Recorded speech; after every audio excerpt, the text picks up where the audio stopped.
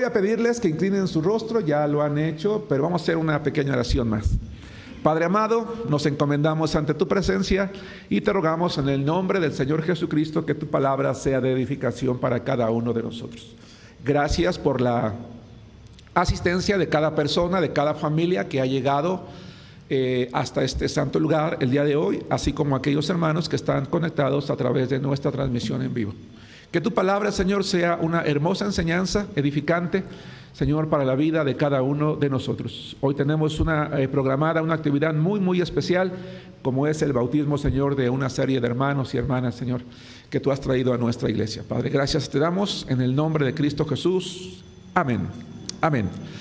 Muy bien, hermanos, estamos estudiando una serie durante el primer tiempo y me gustaría respetar esta serie que se llama Tras los pasos de Jesucristo en el Antiguo Testamento. Esta serie tiene como propósito el comprobar con base en la palabra de Dios que Jesucristo es el tema central de toda la Biblia. Estamos acostumbrados a hablar de Cristo únicamente con base en el Nuevo Testamento. Es evidente que Él está presente en el Nuevo Testamento, empezando por los Evangelios. Pero cuando hacemos un estudio sistemático de toda la Biblia, nos damos cuenta que desde el Génesis hasta Malaquías, ¿verdad?, el primer y último libro del Antiguo Testamento, Él está presente. Y básicamente lo encontramos a través de tipos. ¿Qué es un tipo? Un tipo es una imagen, es una remembranza, es una ilustración, es una sombra de algo que viene a futuro.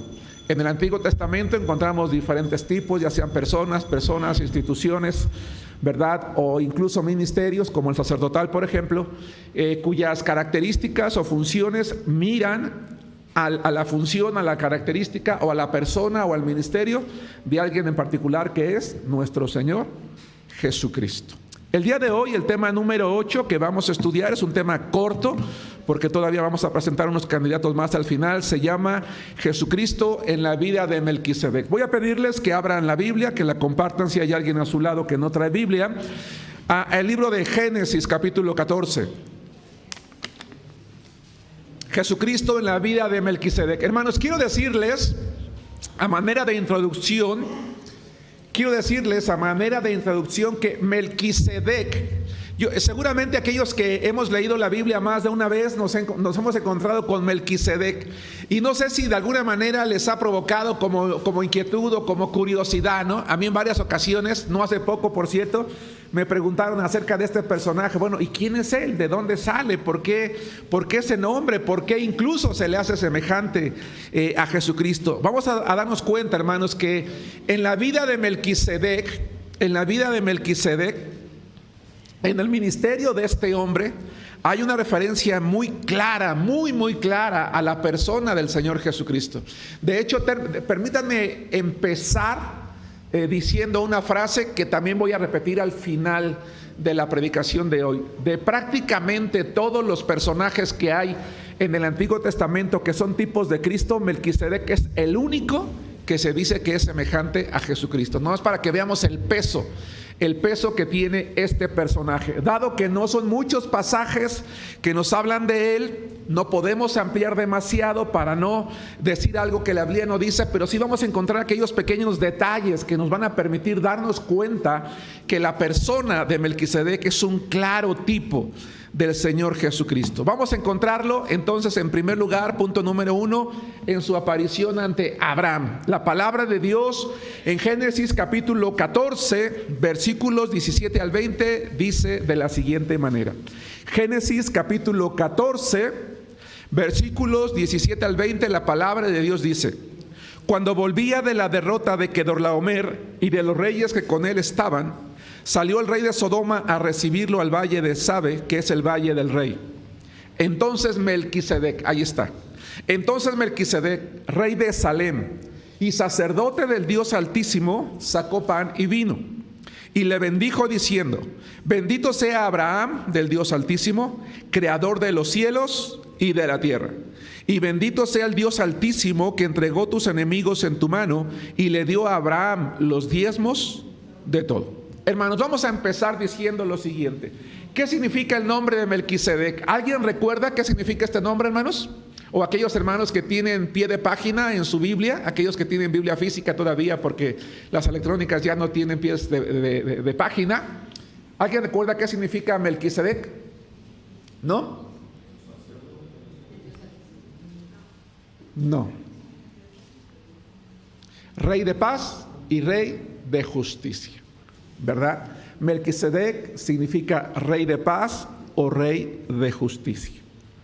Déjenme comentarles, hermanos, que cuando nosotros vamos a la Biblia y nos encontramos con Melquisedec, si ustedes o si estamos acostumbrados a leer la Biblia, nos vamos a dar cuenta que habitualmente en la palabra de Dios, cuando nos encontramos con alguien nuevo, nos dice Abraham, hijo de tal, descendiente de tal, Moisés o de cualquier personaje, sea hombre o mujer.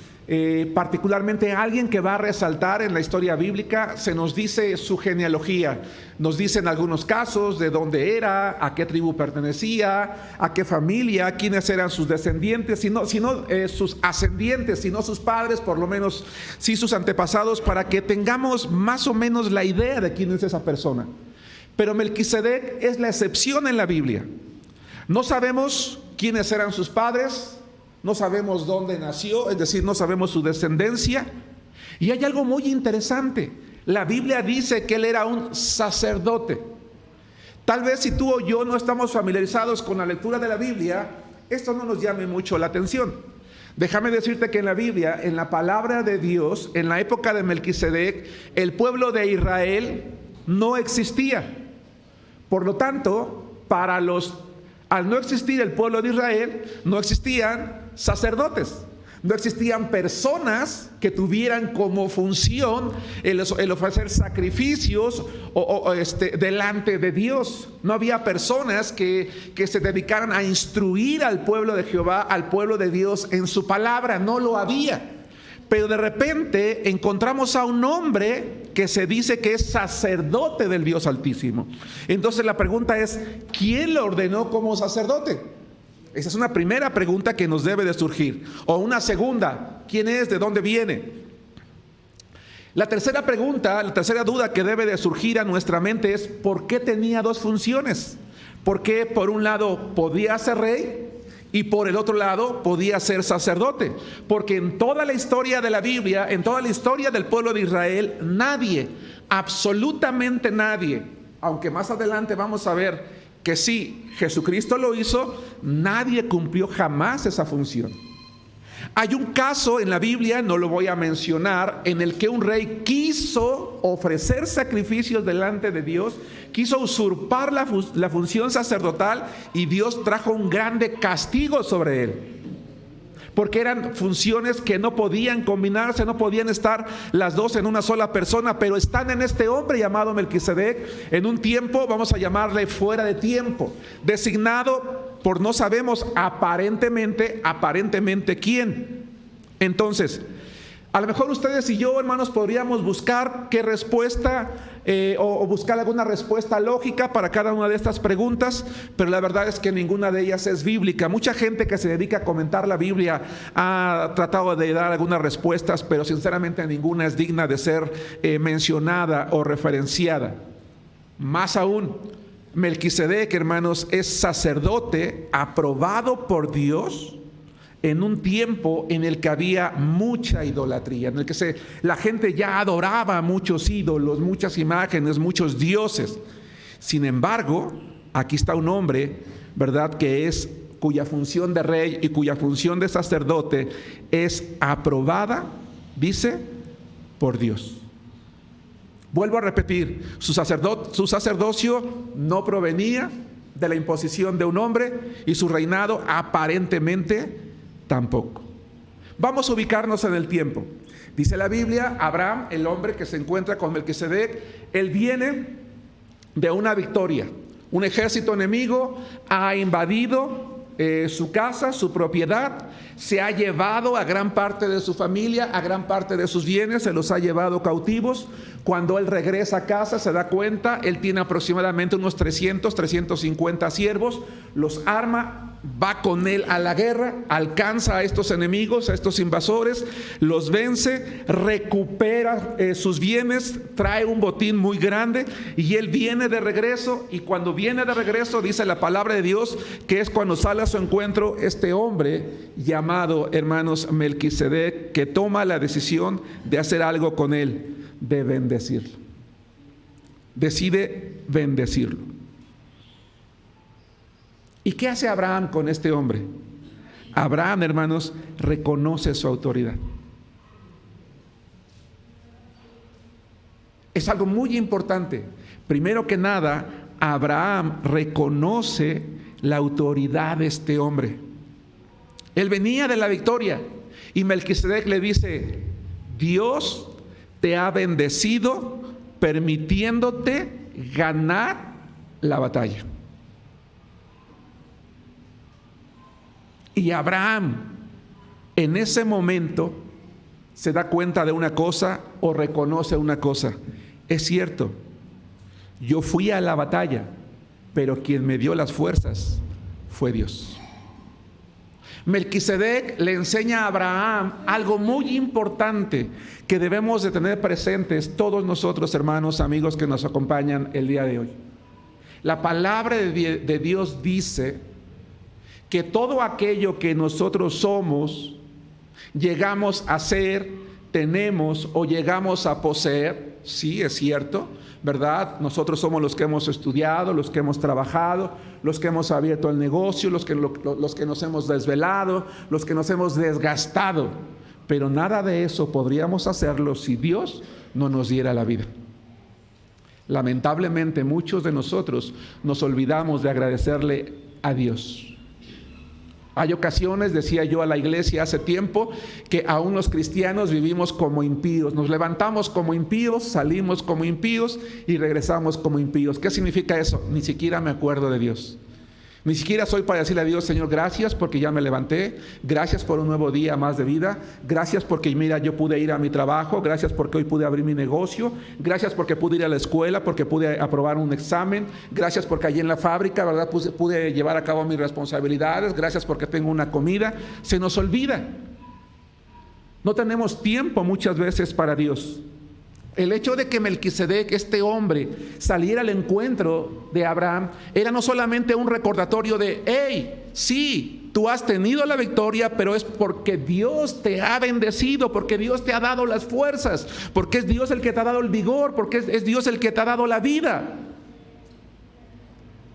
Y entonces dice la palabra de Dios que no solamente Melquisedec le recuerda a Abraham que Dios es Dios, sino le dice: Él es el Dios Altísimo. Desde la antigüedad, desde que el hombre existe, en esa necesidad de creer en algo, porque todos los seres humanos tenemos la necesidad de creer en algo, incluso la gente que se dice atea, con mucho respeto lo digo, en estricto sentido los ateos no existen. Y les voy a decir por qué. Porque todos los seres humanos fuimos creados por Dios con la necesidad de creer en algo. Algunos no creen en el Dios de la Biblia, creen en el dinero, en la fama, en la belleza o en sí mismos. Algunos se han hecho a sí mismos sus dioses. Y ya desde la antigüedad la gente, en esa necesidad de creer, creó dioses. En el mundo donde Abraham vivía, había ya desde aquel tiempo el Dios de los valles, el Dios de la lluvia, el Dios de las tormentas, el Dios del aire, el Dios del mar, etcétera, etcétera. Y cuando Melquisedec sale con Abraham, le dice: tú eres bendito por el Dios Altísimo, el Dios que está por encima de todos los dioses. Ahora déjenme decirles, hermanos, que en la época de Abraham había un Dios a quien se le llamaba así, Dios Altísimo. Pero lo que Melquisedec le está diciendo a Abraham es: el verdadero Dios Altísimo es al que nosotros adoramos. Y hermanos amados, el verdadero Dios al que nosotros adoramos, el Dios de la Biblia, no solamente es el Dios Altísimo, sino que es el único Dios que hay. No adoramos a otro Dios, adoramos al Dios que la palabra de Dios enseña, que es el creador de todo.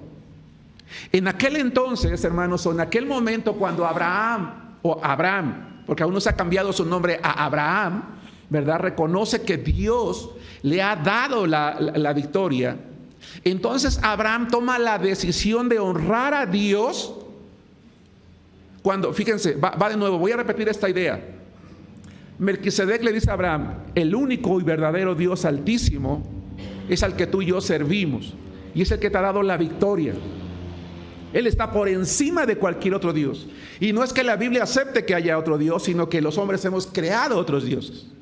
En la época de Abraham, las personas que adoraban otros dioses acostumbraban darles sus diezmos a esos dioses para sostener a sus sacerdotes. Por eso Abraham toma la decisión y piensa de la siguiente manera: si aquellos hombres son capaces de honrar a sus dioses, que no lo son, dándoles de sus bienes, cuánto más yo, que reconozco que ese único Dios real que existe es el que me ha bendecido. Y por eso es que Abraham decide darle a ese sacerdote rey los diezmos de todo. Tenemos personas nuevas y es un poquito complicado hablar de esto, pero lo voy a decir, lo voy a comentar porque finalmente es una enseñanza bíblica. Hablar de dinero en la iglesia es hablar de algo que sinceramente es conflictivo y problemático, sobre todo porque lamentablemente hay muchas iglesias donde la gente ha hecho mal uso del dinero, abusando no solamente de su manejo, sino de la confianza de las personas, ya sea robándoles, defraudándolos, tomando dinero que no les pertenece o abusando incluso de las personas, ¿verdad? Y eso evidentemente ha generado un ambiente de desconfianza en mucha gente y es justificable, pero eso no exime el hecho de que Dios es digno de que nosotros lo honremos con nuestros bienes. El honrar a Dios, hermanos, con los diezmos no es algo que aparece en una ley. Es algo que surge y que nace del corazón de un hombre que reconoce a Dios como su sustentador y lo reconoce como digno de ser honrado y darle a Él de corazón y ser bendecido en reconocimiento a que Dios lo va a honrar de la misma manera. Cuando Abraham tomó la decisión voluntaria de darle a Dios los diezmos de todo, él estableció 5 principios ante Melquisedec y estableció 5 principios, hermanos, que debemos de considerar nosotros. 1, que por gratitud debemos de honrar a Dios con nuestros bienes. Yo el miércoles, ustedes pueden ver en nuestras redes sociales la grabación de nuestra sermón del miércoles, comentaba yo que una de las cosas más complicadas que nos cuesta más a las personas que asistimos a la iglesia es esta: el honrar a Dios con nuestros bienes. Es muy difícil el tener que deshacerse de algo que uno ganó. Pero el primer principio que vemos aquí es que por gratitud debemos de honrar a Dios con nuestros bienes. 2, que debemos de reconocer la intervención de Dios en nuestra vida.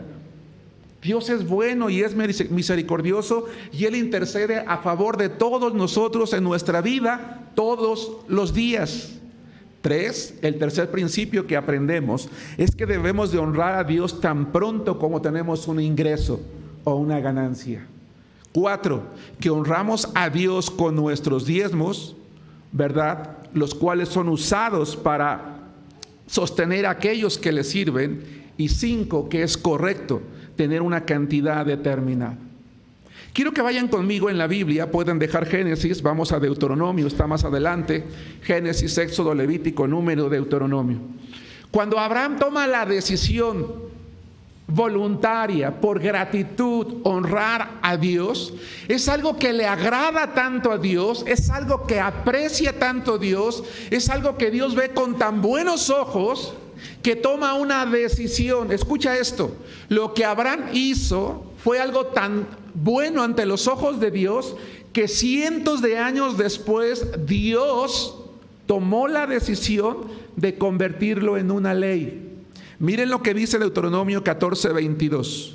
Y para aquellos que están familiarizados con la Biblia, decimos entonces que el diezmar no es algo que surge en el Antiguo Testamento, porque no es algo que surge en la ley, no es algo que termina con la ley, porque no se origina con la ley.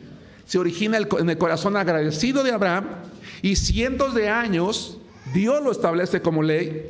Dice Deuteronomio capítulo 14, versículos 22 y 23: indefectiblemente diezmarás todo el producto del grano que rindiere tu campo cada año, y comerás delante de Jehová tu Dios en el lugar que él escogiere para poner allí su nombre, el diezmo de tu grano, de tu vino y de tu aceite, y las primicias de tus manadas y de tus ganados, para que aprendas a temer, es decir, a honrar a Jehová tu Dios todos los días. Quiero que te imagines, quiero que pienses en lo siguiente: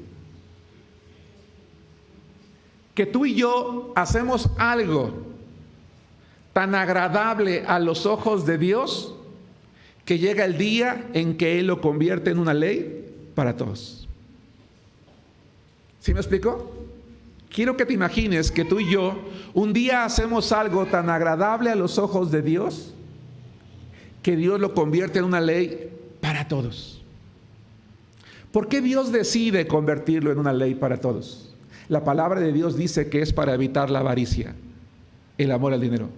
2, para evitar el creer que nosotros somos los hacedores de todo, olvidándonos de que Él es el proveedor de todo. Pero volvamos al tema. Estamos hablando de Melquisedec, de Jesucristo en la vida de Melquisedec. ¿Quién es este hombre? Es un rey sacerdote, ¿verdad? Cuyo nombre significa rey de justicia, rey de paz. Vamos a avanzar un poquito más adelante. Él surge en un momento, ¿verdad?, en el que tiene un sacerdocio que aparentemente no sabemos quién lo estableció, que aparentemente no sabemos de dónde surge o de dónde sale, pero que es reconocido por Dios. Vamos a aclarar un poquito más. 2, su semejanza con el Hijo de Dios. Hermanos, si ustedes leen la Biblia, se van a dar cuenta que desde Génesis hasta el libro de los Salmos no volvemos a saber nada de este hombre, sino va de nuevo.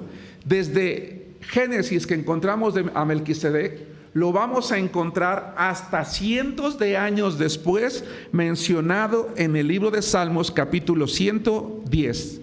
Por favor, vayan allí. Salmos, capítulo 110, versículos 1 al 4. Hermanos, el Salmo 110 es un salmo mesiánico. ¿Quién me quiere decir que es un salmo mesiánico, hermanos? Un salmo mesiánico es un salmo que habla acerca de Jesucristo, acerca del Mesías, que nos va a describir una serie de características que iban a ser cumplidas en la persona de Jesucristo. ¿Sí me estoy explicando? Un salmo mesiánico, un pasaje mesiánico en la Biblia, es un pasaje que me va a dar algunos detalles que van a hablar de la persona de Jesucristo, ya sea de su carácter, ya sea de su ministerio, ya sea de su vida, ya sea de su muerte, ya sea de su resurrección, ya sea de su lugar de nacimiento, etcétera, etcétera. Ese es un pasaje mesiánico. Y el Salmo 110 es un salmo mesiánico que presenta a Jesucristo como rey. Dice: Jehová dijo a mi Señor: siéntate a mi diestra hasta que ponga a tus enemigos por estrado de tus pies. Jehová enviará desde Sión la vara de tu poder, domina en medio de tus enemigos. Tu pueblo se te ofrecerá voluntariamente en el día de tu poder, en la hermosura de la santidad. Desde el seno de la aurora tienes tú el rocío de tu juventud. Juró Jehová y no se arrepentirá. Y después dice: tú eres sacerdote para siempre, según el orden de Melquisedec. Vamos a tratar de entender este pasaje sin perder el Salmo 110. Acompáñenme por favor a Lucas primero a Marcos capítulo 12, versículos 35 al 36. El Salmo 110, hermanos, en primer lugar está hablando de David, pero en segundo lugar, el cumplimiento de lo que está diciendo aquí está hablando de la persona de Jesucristo. ¿Cómo podemos comprobar esto? Porque el propio Señor Jesucristo se aplicó a sí mismo estas palabras. Por eso quiero que lo veamos tanto en el Evangelio de Marcos como en el Evangelio de Lucas. Marcos 12, 35 y 36. La palabra de Dios dice así: enseñando Jesús en el templo decía: ¿cómo dicen los escribas que el Cristo es hijo de David? Porque el mismo David dijo por el Espíritu Santo, dijo el Señor a mi Señor. No solamente, hermanos, hablar de ese personaje como Señor, está diciendo que ese personaje del cual está hablando es Dios mismo. No solamente es un pasaje que nos habla de la deidad de Cristo, de su señorío, de su autoridad, sino vean lo que dice: porque el mismo David dijo por el Espíritu Santo, dijo el Señor a mi Señor, siéntate a mi diestra hasta que ponga tus enemigos por estrado de tus pies. Si ustedes leen el contexto, dice el Señor Jesucristo, este pasaje no está hablando de David, está hablando de mí. Vamos a Lucas, las mismas palabras. Lucas capítulo 20, versículos 41 al 44. Vamos a comprobar que ese salmo en el que a ese Señor, a ese varón del cual se está hablando proféticamente, a ese Mesías, se le equipara a Melquisedec. Dice: tú eres sacerdote para siempre según el orden de Melquisedec. Vamos a ver quién es ese hombre del cual se está hablando. Jesucristo dice: él está hablando de mí, no está hablando de David. Dice Lucas 20, 41 al 44. Entonces él les dijo: ¿cómo dicen que el Cristo es hijo de David? Pues el mismo David dice en el libro de los Salmos, dijo el Señor a mi Señor, siéntate a mi diestra hasta que ponga tus enemigos por estrado de tus pies. David pues le llama Señor. ¿Cómo entonces es su hijo? Porque Jesús lo que está diciendo es: yo soy más que David. Más tarde, cuando el apóstol Pedro, hermanos, en el Pentecostés va a predicar de Jesucristo, le va a atribuir las mismas palabras. Acompáñenme al libro de Hechos, capítulo 2, versículos 33 al 34. Y vamos a ir comprobando entonces su semejanza con el Hijo de Dios, desprendiéndonos de ese salmo que dice: tú eres sacerdote para siempre según el orden de Melquisedec. ¿Qué significan esas palabras? Vamos a verlo con base en la palabra de Dios. ¿Por qué se le dice de esa manera? Dice Hechos 2, 33 y 34. Así que, exaltado por la diestra de Dios y habiendo recibido del Padre la promesa del Espíritu Santo, ha derramado esto que ustedes ven y escuchan, o veis y oís. Porque David no subió a los cielos, pero él mismo dice: dijo el Señor a mi Señor, siéntate a mi diestra hasta que ponga tus enemigos por estrado de tus pies. Pregunta, versículos 33. Así que exaltado por la diestra de Dios y habiendo recibido del Padre la promesa del Espíritu Santo, ha derramado esto que ustedes ven y escuchan. ¿De quién está hablando Pedro, hermanos? De Jesucristo. El propio Jesús se aplica a sí mismo las palabras del Salmo 110, y más tarde el apóstol Pedro, cuando está predicando en el Pentecostés para decir quién es ese Jesucristo, quién es ese Mesías, toma las palabras del Salmo 110 para decir: Él es. Él es. Acompáñenme ahora al libro de Hebreos capítulo 7. Es una lectura larga, no la vamos a leer toda, únicamente versículos 1 al 4, y aquí es donde vamos a tomar el mayor número de enseñanzas, y después el 15 al 25. Hebreos capítulo 7. Hebreos capítulo 7, versículos 1 al 4. Está empezando a sentirse un poco de calor. ¿Están bien así, hermanos, o quieren que prendamos los ventiladores? ¿Está bien? Recuerden que ahí atrás hay agua. Si alguien gusta tomar agua, hay vasos. Con toda confianza se puede parar y servirse agua si así lo desea. Dice la palabra de Dios en Hebreos capítulo 7, versículo 1.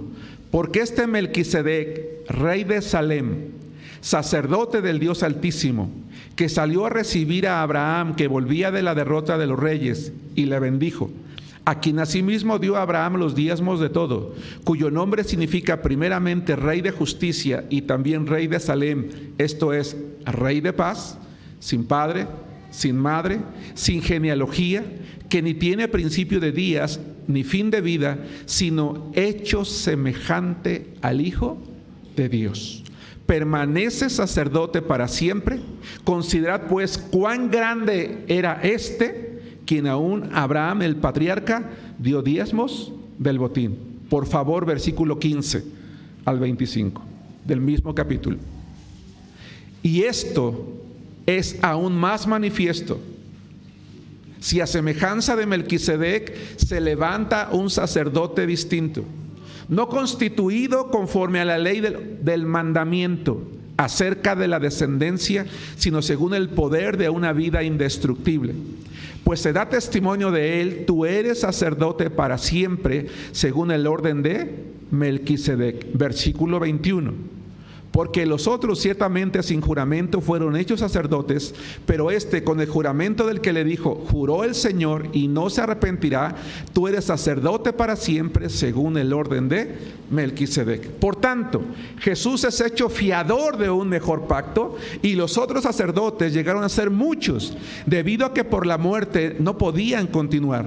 Mas por cuanto permanece para siempre, tiene un sacerdocio inmutable, por lo cual puede también salvar perpetuamente a los que por él se acercan a Dios, viviendo siempre para interceder por ellos. Hermanos, en primer lugar entonces, Melquisedec es un tipo de Cristo, porque su propio nombre,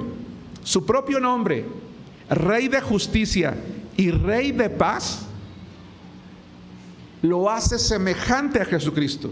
Porque Jesucristo también es Rey de justicia. Y Él es Rey de paz, porque Él es nuestra paz. En Jesucristo se juntan dos cosas: la justicia y la paz. ¿Qué significa esto? Significa que Jesucristo, cuando va a morir en la cruz y resucita el tercer día, gana para nosotros, o logra para nosotros, que seamos justificados, que seamos perdonados delante de Dios. Por medio de Jesucristo, tú y yo podemos ser justificados ante Dios por nuestros pecados, si ahora que estamos vivos estamos dispuestos a reconocer que somos pecadores, a arrepentirnos de ello, a pedirle perdón a Dios y a invitar a Jesucristo a morar a nuestro corazón. Y en ese sentido podemos ser beneficiarios de la justicia de Cristo, pero también de la paz de Cristo. Porque la palabra de Dios dice que todos los seres humanos estamos enemistados con Dios, que somos enemigos de Dios, que necesitamos hacer la paz con Dios, pero que no podemos hacerlo por nuestro propio mérito, por nuestra propia cuenta. No podemos hacerlo a través de un ídolo, a través de una persona, solamente a través de Jesucristo. Y Jesucristo, dice la palabra de Dios, es nuestra paz, porque a través de Él podemos lograr la paz con Dios. Acompáñenme por favor a Romanos capítulo 5, versículo 1, por favor. Romanos capítulo 5. Melquisedec, Rey de justicia, Rey de paz. Hermanos, para que haya paz en el mundo tiene que haber un rey justo. Y vamos a ver más adelante que un día va a venir ese rey justo también, del cual Melquisedec ya era un tipo, ya era alguien que miraba a ese rey justo. De manera primaria, mira a Jesucristo, porque Él es, en su justicia, nuestra justicia. Es el que nos justifica, el que nos perdona, pero también el que nos trae paz con Dios. Dice Romanos capítulo 5, versículo 1: justificados pues por la fe, tenemos, ¿qué dice? Paz. ¿Para con quién? A ver, espero explicarme en esto que voy a decir, y si no, levanta tu mano y pregunta. Para que el ser humano pueda reconciliarse con Dios, no necesita una religión, no necesita una persona, necesita a Jesucristo. No necesita, porque no hay otro intercesor. Para acercarse a Dios no hay ningún otro intercesor, solamente Jesucristo. Y solamente la fe es la manera en la que podemos acercarnos a Dios por medio de Jesús. Por eso dice: justificados pues por la fe, tenemos paz para con Dios, por medio de nuestro Señor Jesucristo. A veces queremos acercarnos a Dios por medio de las buenas obras, por medio de cosas que hacemos, por medio de culto a X o a Y cosa o persona. No, porque eso es vano, eso no nos lleva a nada. Lo único que nos lleva y nos acerca a Dios es Jesucristo. Y es la única manera en la que podemos tener esa paz. Retrocedan conmigo, por favor, hasta el libro de Isaías, capítulo 9, versículo 6. En este pasaje de la Escritura, no solamente se habla de que ese niño que nacería sería Dios, sino que sería príncipe de algo. Dice la palabra de Dios entonces que Melquisedec es un tipo de Cristo, porque así como Él es Rey de justicia y Rey de paz, Jesucristo es nuestra justicia y nuestra paz, aunque más tarde vamos a ver también que es Rey. Dice Isaías 9:6, porque un niño nos es nacido, hijo nos es dado, y el principado sobre su hombro, y se llamará su nombre admirable, consejero, Dios fuerte, Padre eterno, príncipe de paz. Yo quiero hacer un llamado el día de hoy. Tú y yo, todos los que estamos aquí, somos personas que estamos en paz con Dios, que hemos logrado la paz con Dios. Tal vez esto no sea importante para ti el día de hoy porque eres adolescente, porque eres joven, o tal vez ya eres viejo como tu servidor y dices, a mí eso no me interesa. Bueno, debería de interesarte, porque un día vas a estar delante de Dios para darle cuentas de tu vida.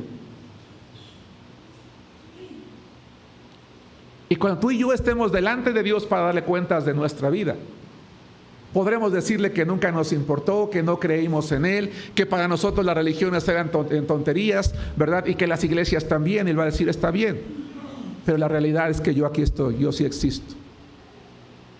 Y la única manera en la que yo puedo dejarte entrar a mi gloria era que tú en vida hubieras reconocido mi justicia, el sacrificio de Jesucristo. ¿Sí me explico? Dios no quiere enviarnos a un lugar de condenación eterna que es el infierno. A veces cuando compartimos la palabra de Dios le preguntamos a las personas y les decimos, ¿a dónde te gustaría ir? Bueno, pues a donde Dios me quiera mandar. No, es a donde tú quieras ir. Porque la decisión es personal y es una decisión que se toma en vida. Si yo me muero hoy sin tomar una decisión de reconocer a Jesucristo como mi justicia y como mi paz, cuando yo me muera, mi esposa y mis hijos pueden hacer muchas cosas, muchos ritos, muchas cosas, pero no va a servir para nada. Nadie puede salir de ese lugar de condenación. Nadie te puede sacar. Solo la decisión que yo tome. Por eso es que también cuando Abraham reconoce la autoridad de Melquisedec, está reconociendo no solamente a Dios como su proveedor y sustentador, sino como su justicia y como su paz. Porque por algo Abraham es el padre de la fe. Porque creyó que Dios era justo. Y al creer, miraba proféticamente al sacrificio de Jesucristo. Es cierto, evidentemente Melquisedec tenía padre y madre, no pudo haber nacido de la nada. Claro que los tenía. Solo que el Espíritu Santo, cuando está iluminando a Moisés para escribir el libro de Génesis, porque el libro de Génesis fue escrito por él, ¿verdad? Está haciendo que escriba de tal manera que haga a un lado lo natural y lo obvio, precisamente porque es el Espíritu Santo el que está buscando usar la vida de ese hombre como un tipo de Jesús. No sabemos por eso su origen, su genealogía, cuando nace, cuando muere. Seguramente un día nació y un día murió, eso es cierto, pero no hay un registro. Y no se da un registro a propósito para que pudiera ser un tipo de Jesús. Por eso dice Hebreos capítulo 7, versículo 3, hecho semejante al Hijo de Dios. Aunque en Jesucristo podemos decir algo.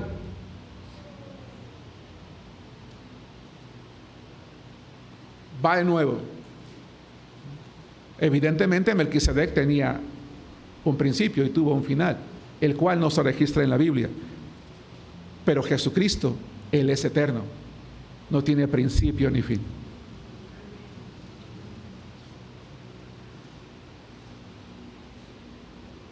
Y además es un tipo de Cristo Porque así como Melquisedec es sacerdote, Jesucristo es nuestro sacerdote.